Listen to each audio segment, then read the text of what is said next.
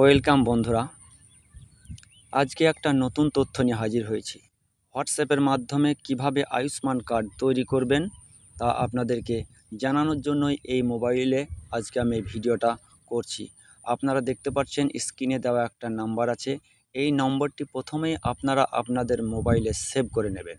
তারপর নম্বরটি সেভ করার পর সেই একই নম্বরে হোয়াটসঅ্যাপে আপনারা প্রথমে হাই লিখে পাঠাবেন। অর্থাৎ হোয়াটসঅ্যাপ খুলবেন, খোলার পর হাই লিখে আপনারা পাঠাবেন। তাহলে চ্যাটবটে কিছু অপশন অটোমেটিক চলে আসবে, যেখান থেকে আপনি আপনার আয়ুষ্মান ভারত কার্ডটি তৈরি করতে পারবেন, বেনিফিশিয়ারি ডিটেলস জেনে নিতে পারবেন, ওয়ালেটে আপনার কত টাকা আছে সেটা জানতে পারবেন। এছাড়া কোন কোন হসপিটালে চিকিৎসা হয় সে সমস্ত কিছু তথ্য এই হোয়াটসঅ্যাপের মাধ্যমে আপনারা জানতে পারবেন। তো চলুন বন্ধুরা, দেরি না করে হোয়াটসঅ্যাপের মাধ্যমে কিভাবে এই সমস্ত তথ্য পাওয়া যাবে তা আজকে এই ভিডিওর মাধ্যমে জেনে নেব। বন্ধুরা, আমি আমার মোবাইলে আয়ুষ্মান ভারত নাম দিয়ে সেভ করে রেখেছিলাম নাম্বারটা, এবং হোয়াটসঅ্যাপ ওপেন করে ফেলেছি অলরেডি। হাই লিখে পাঠিয়েছি। এরপর আমি মেন মেনুতে ফিরে যাই। হাই লেখার পর অর্থাৎ মেন মেনুতে ফিরে যাওয়ার পর আমি যে সার্ভিসটা পেয়েছি সেটা আপনাদেরকে দেখিয়ে দিচ্ছি, যেখানে আমাকে কি কি জানতে চাওয়া হয়েছে, আমি কি করতে চাইছি বা আপনারা কি করতে চাইবেন তার জন্য একটা অপশন অটোমেটিক চলে আসবে। এখানে প্রথমেই দেখতে পাচ্ছেন check your eligibility, my Ayushman card apply, download, redo eKYC, link Aadhaar, lock or unlock PMJAY card. এছাড়াও আছে বন্ধুরা আয়ুষ্মান ভায়া বন্দনা কার্ড 70+ এজ যাদের, ভিউ ইওর ওয়ালেট ব্যালেন্স, অর্থাৎ আপনার ব্যালেন্স কত থাকছে, নো ইওর ট্রিটমেন্ট হিস্ট্রি, আপনার ট্রিটমেন্টের সমস্ত কিছু তথ্য, ফাইন্ড নিয়ার বাই হসপিটালস, কাছাকাছি আপনার যে সমস্ত হসপিটালগুলো আছে সেইগুলো সম্পর্কেও আপনি জানতে পারবেন। তো এখানে যে অপশনগুলো দেওয়া আছে আমি নিচে যাচ্ছি, আমাকে নিচে কিছু চুজ করতে বলেছে। চুজ সার্ভিস, আমি চুজ সার্ভিসে যাচ্ছি। চুজ সার্ভিসে যাওয়ার পর বন্ধুরা এখানে আমাকে যে সার্ভিসগুলো চুজ করতে দিয়েছে সেটা আমি ওপেন করছি।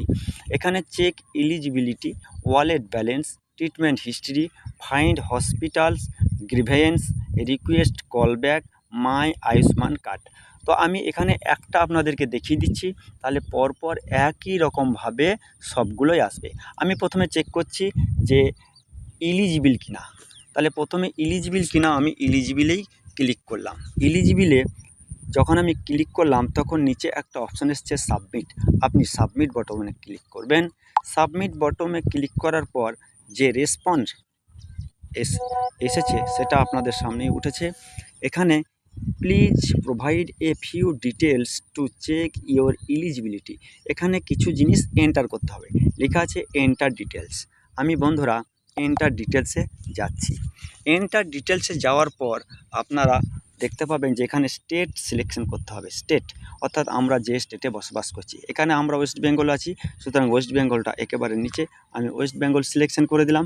এরপর লেখা আছে চুজ এ আইডি, আমি কোন আইডি নাম্বার ধরে বার করব বেনিফিশিয়ারি এলিজিবিলিটি। এখানে আধার কার্ড আছে, রেশন কার্ড আছে, মোবাইল নাম্বার আছে এবং আভা হেলথ আইডি। তো আমি এখানে আধার নাম্বার দিয়েই যাচ্ছি। আমি আধার নম্বর দিয়ে যাচ্ছি। আধার নম্বরে ক্লিক করার পর আমাকে আধার নম্বরটা এন্টার করতে হবে। তো এন্টার আধারে আমি ক্লিক করলাম এবং আধার নাম্বারটা বসিয়ে দিচ্ছি।